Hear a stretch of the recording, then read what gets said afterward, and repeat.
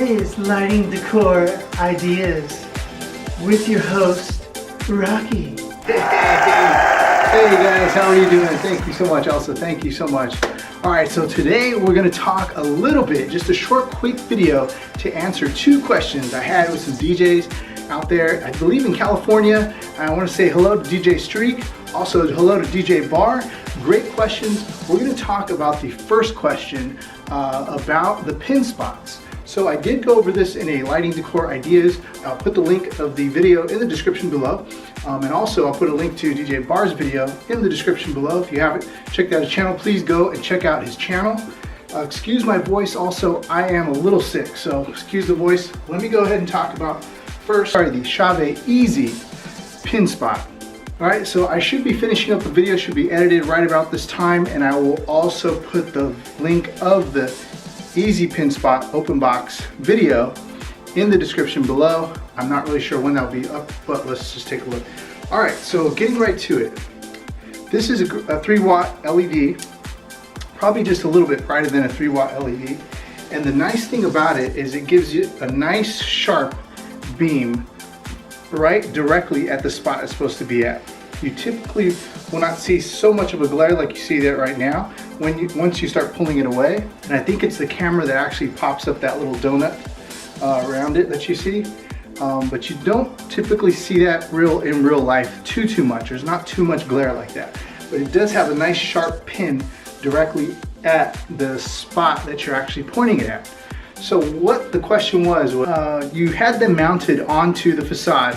What is the purpose? I've been thinking about picking them up, but aside from lighting a table, I'm not really sure what to use them for. It looks good on the facade. He goes on to say he has been looking at them been really interested in the Ez pins for spotlighting purposes. That's a way better use than lighting a table. In my opinion, most halls don't take the kindly when you are mounting stuff on the ceiling and walls. Okay, so to answer the question, first, if I remember the video that you did on that snowy day and the party ended up turning out great and everyone had a good time, that hall, I've seen you at that hall a few times, and I've worked at halls like that or a venue that's going to have the type of ceiling where you can actually push in the square and it has those metal little crosses, those cross sections.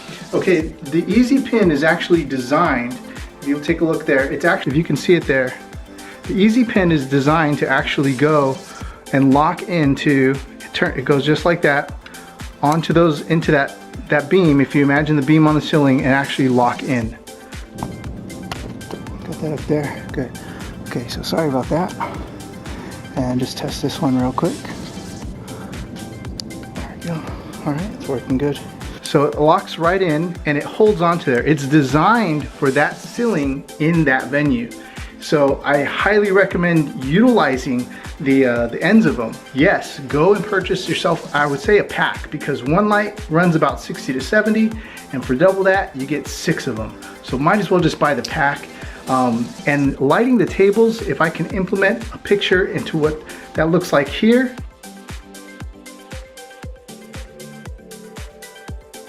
And I'll give credit to the person also, DJ Brandon Stewart. If you have not seen his channel, please go to his channel. I'll put a link to DJ Brandon Stewart's video channel right down in the description below. So basically, when you saw the video, the very first part where the gentleman was coming up with the camera and you saw the pins kind of sitting there on the front. There's DJ Rocky setting things up for the introductions. I honestly was just hustling, grabbing things out.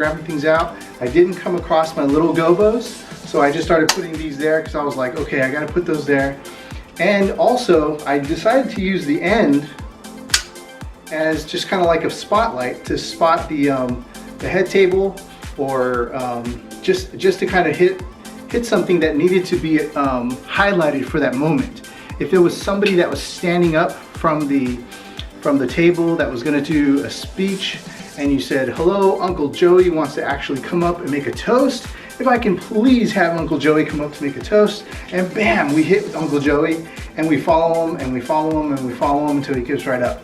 To kind of grab and bring the attention of the audience to what you're talking about, who you're talking about, And okay, hush up everyone. Let's listen to what Uncle Joey has to say. That's the whole idea behind spotlighting purposes. Yes, you can use this for a spotlight, but remember, this is only about a 3 watt, although the lens on it actually probably disperses out a little bit more power, but it's only about a 3 watt, so it's not a lot of power. But yes, I would say, and I have done this before, I've used it as a spotlight just for the moment, maybe the first dance. Is this too low? Yeah, this is probably too low. Try to get it up high somewhere. That's why I say utilize these clips. They're meant for the ceiling that you have your gigs at that venue, especially those low ceilings. Now, if the ceilings are way too high and you actually need a ladder and it's over 10 feet high, you know, let's say it's at a different venue, don't do that. Also, you want to budget those type of things into the contract. If the customer does ask for those pin spots to each table, then you most definitely want to think about that. That's a lot of legwork, a lot of time, energy. That is labor, and that needs to be factored into the budget. But if it's a low ceiling and you're really only mounting maybe about a couple lights, just the cake table, just the head table, just mount those 2 lights and maybe just don't charge them and just kind of throw it in there just as something that's a little extra to say, hey, I'm going to give you a little extra. We're going to do this for that table and this table, right? Just my thoughts. I mean, other people may handle their business differently, but if you're going to be doing an abundance amount of lighting, maybe 6 or more, like the package you're going to be purchasing, then yes, you do want to go ahead and charge, because that's labor and that's time. Time is money.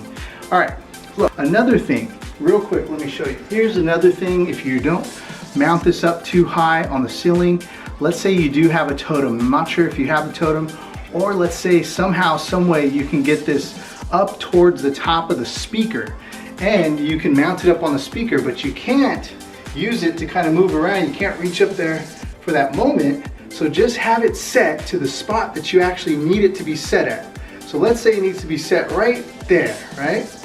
Okay, what the Chauvet Ez Pin comes with is an actual IR remote to turn it off and turn it back on. So go ahead and mount that on top of your speaker, and then where you have the spot at, make sure you have your light turned off, okay? And then we do the announcements, ladies and gentlemen, and then they come out, and then boom, you can turn it right back on. So that way you don't have to move from where your workstation's at, because you need to do other things at your workstation. So that's another option as well too, just put it up on a speaker. Here's something I did, and this thing cost me 60 cents. 60 cents for this little piece of aluminum. I got it at Home Depot. You can get them at Lowe's. They have many different types of pieces. They're actually for building, for wood, and building brackets and stuff like that, and joints. So what you want to do, you probably know, you work with wood. So what I did is I actually purchased several of these. I slipped it right, it's so thin enough, I slipped it right underneath my, my moving head on top of my totem. So I put it on top of the totem. I put my moving head on top. I slipped this right in between the two, right there. So at least I know my totem was up high, up by the moving head, and I mounted this into place.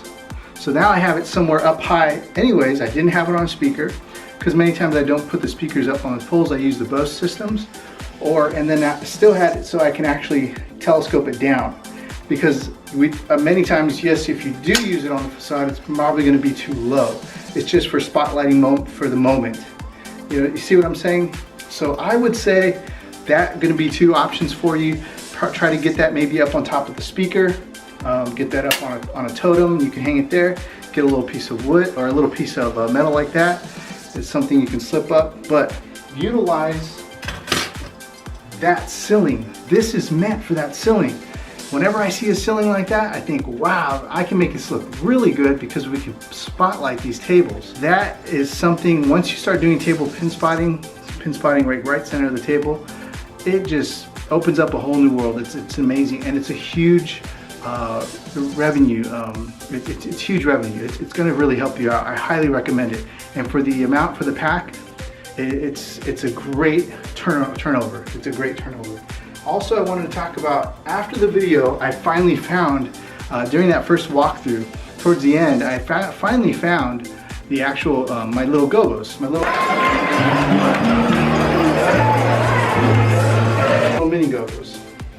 So if you remember, I talked about in that other video that I have in the link below, to put the Gobos down the bottom below, and you can spotlight your facade, right?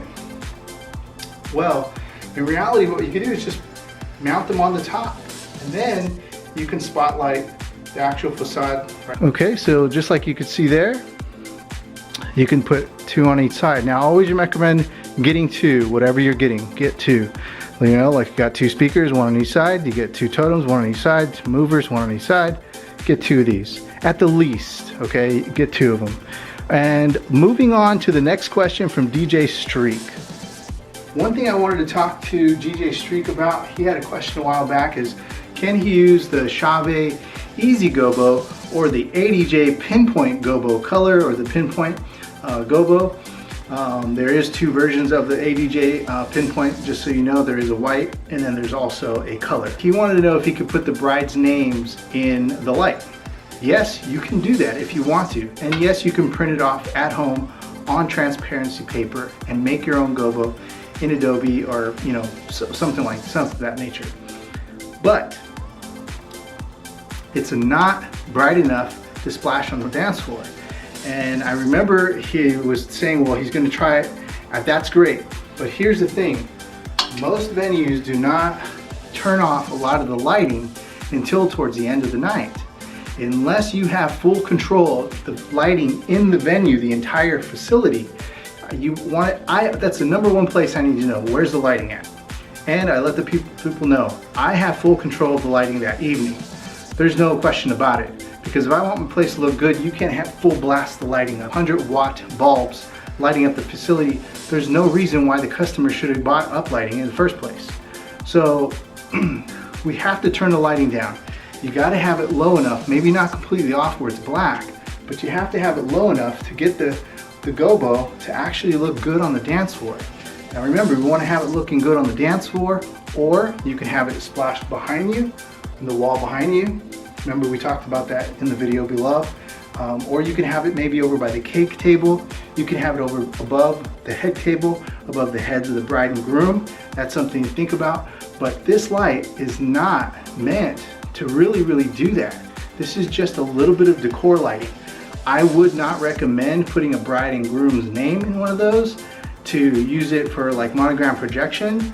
It's not bright enough, but that's just my take on it.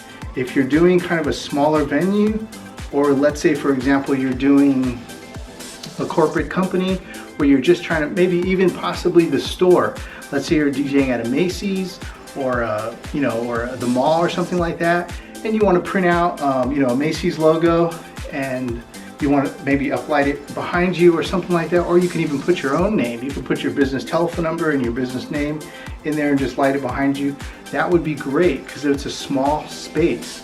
You want to make sure that you have it not too far away. I wouldn't recommend any more than maybe the most, maybe 8 to 10 feet away by using this. And again, it's not going to give you a lot of punch and that good image of light if for any of these. It's the IDJ or the Chauvet one, these little smaller like 10-watt ones.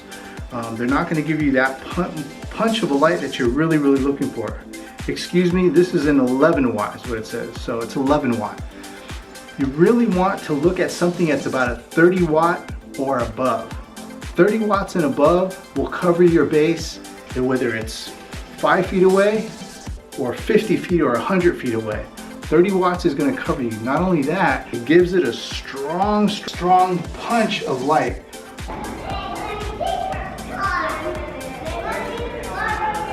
On the surface that it's going to be at, and that's what you really want. What I'm trying to say is basically you really want a stronger light, guys. Okay, so I hope that answered a couple questions. Tell me what you think below. Any of you guys watching out there or have any questions, please go ahead and leave them in the comments below. Thank you so much for watching. I'm sorry this video was a long one. I really appreciate any questions. I'd love to make some videos on some questions that you guys have. Again, this is Rocky. Don't forget to love and respect all people and all things living. Take care. Bye-bye.